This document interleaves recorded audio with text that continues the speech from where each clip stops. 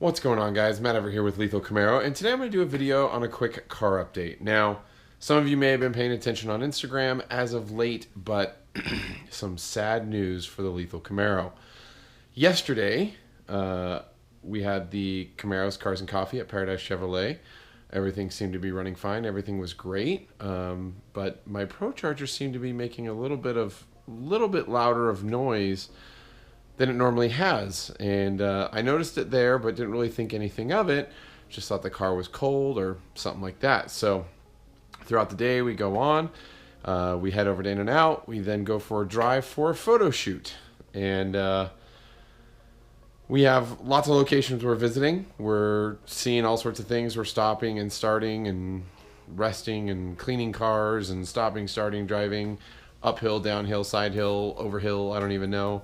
But at the end of the day, or towards the end of our third location that we went to, my car, when it went to start, it was just like, roar, roar, roar, and then it starts, and I was like, that was awkward. And so I looked at my battery gauge and noticed my gauge was kind of going like this. It was like, and I was like, uh-oh. Alternator, battery potential problems. And so I started looking at things. So I killed the car again. I was like, well, if the battery is draining that quickly, the car shouldn't start again. Well, I go to start it again, and it literally doesn't even want to start, but it just barely does at the last second. And then the needle starts going up. It's like, and then it sits there for a second, and then all of a sudden it goes, and I'm like, so alternator's working but not working. Maybe something is up with the ECU. Like, what the heck is going on? And so then I have my trusty Air Force tech gauge. So we start thumbing through the guide, trying to look at, I'm flipping on all the different things and looking at all the different coolant temperatures, oil levels, transmission, levels, the, why am I forgetting things? Radiator heat, just everything, looking at everything, and everything looks fairly normal. So I then go around and I pop the hood, and we're looking at the alternator. We're wondering if it's like something's overheating. We pop the hood and notice there's a lot of heat coming from underneath the hood, and the ProCharger is super, super loud. Check out this video right here.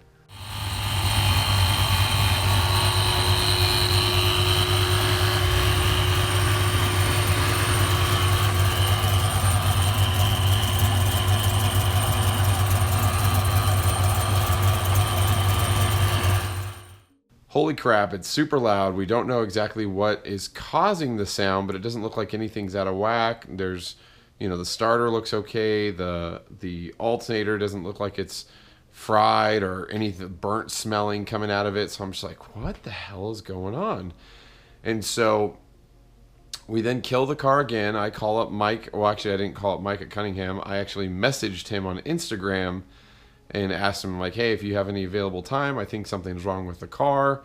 I'm down here in San Diego and La Jolla. I'm not entirely sure. Should I just tow it and bring it back home? Or, because I just didn't know. Like, the battery was going up and down, and there was a lot of heat coming from the hood. There was noise coming from the supercharger.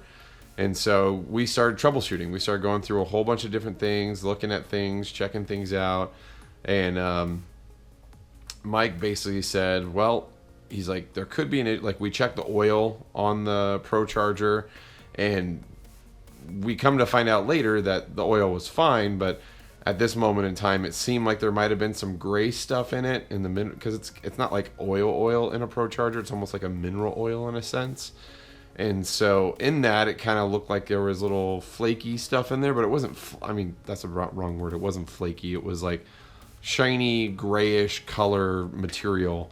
And so Mike was just like, let's not take any chances. Let's cut the belt. And you can drive it back. Car should be fine. It will run rich if you really step on it, but try not to step on it. And so I did the unthinkable. Where there's a couple other Camaro people with me that were taking photos, and asked someone if they had a knife. And we had kind of talked about jokingly, like, oh, maybe we'll have to cut the belt. And he reluctantly didn't want to say he had a knife because he didn't want to see it happen, but it happened. So he gave me his knife, and we cut the belt off the supercharger. Here's the actual video of that happening.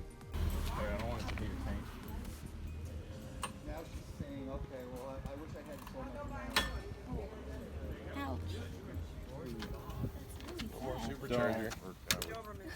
And yeah, I mean, we cut the belt off, and that what does that do? You may be asking. That just basically turns off the supercharger. So the belt runs the supercharger at the same RPMs that the rest of the car is running, and as it spins up, as the car's RPMs spin up, you get power.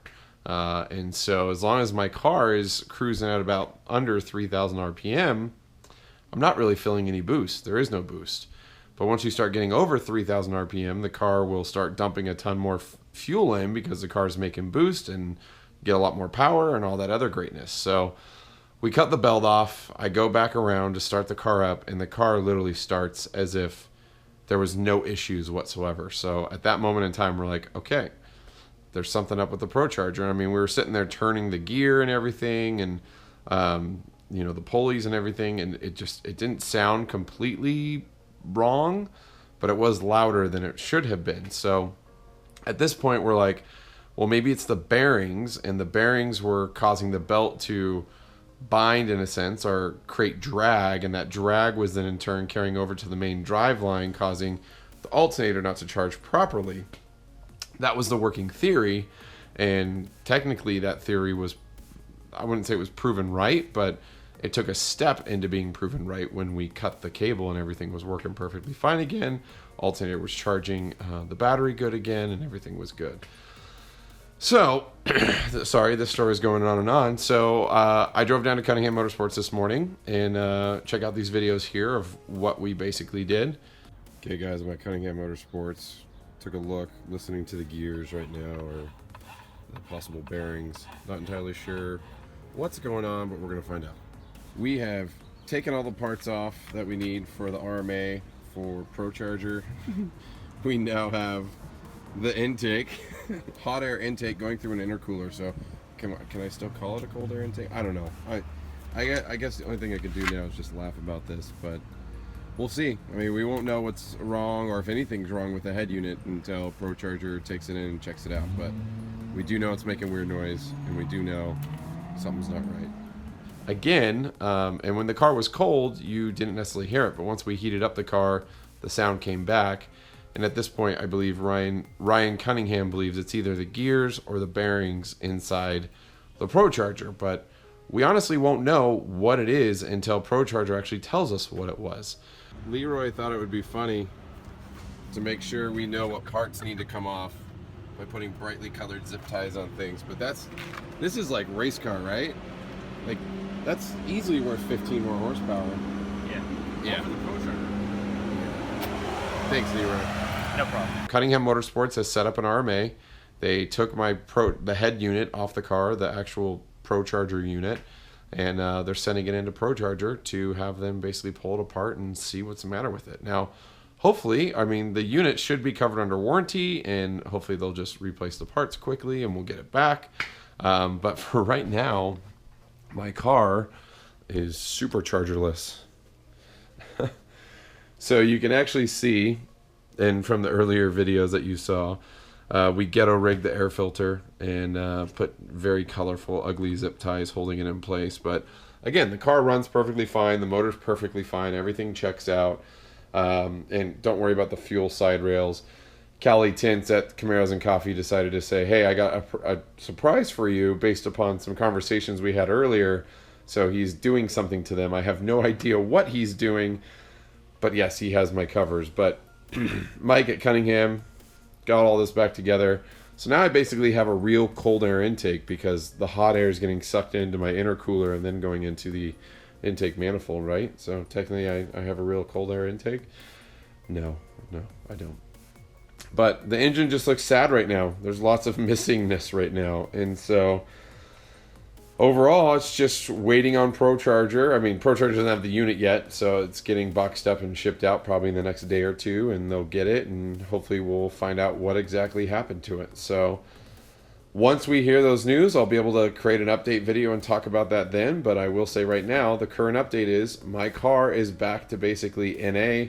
We didn't change the tune back to previous, so it is running NA on pump 91. So I still can't run E85 or anything like that right now based on the tune that's in the car. But yeah, no supercharger right now. But yeah, so And sorry, I seem to be coming down with a cold today. But yeah, it's disheartening in a way, not knowing exactly what's a matter with the unit, and I hope to get answers very soon. Yeah, I mean it's frustrating, but you know, mechanical things, they can break. And right now it's not looking amazing for ProCharger, but you know, we'll see how their customer service is and be able to turn it around, or see if they don't RMA it and see how much it costs to fix. I don't know. I don't know what the outcome is, but I'll tell you what, Cunningham Motorsports has bent over backwards to make this right. You know, helping them out through the weekend, taking me in first thing this morning and pulling the head unit off and doing testing and everything like that. And all the diagnosis and everything was not charged. So their reputation precedes them. They did really good. Thank you, Ryan. Thank you, Mike, for taking care of my baby. And hopefully we find out what's wrong. So either or, thanks for checking out the video. I'm going to hold my judgment on what exactly is going on and what has happened. Obviously, this shouldn't be happening to a fairly brand new unit. It has less than 2,500 miles on it total. So, but then again, everything, it's mechanical. You know, it is human made. So at the end of the day, something bad can happen, just like brand new Camaro SS's off the line. Sometimes motors break, axles break, things break. So I don't know.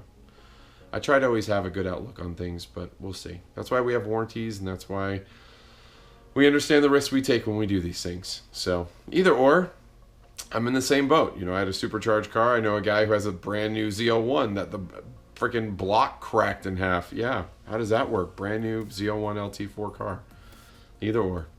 So thanks for watching the video.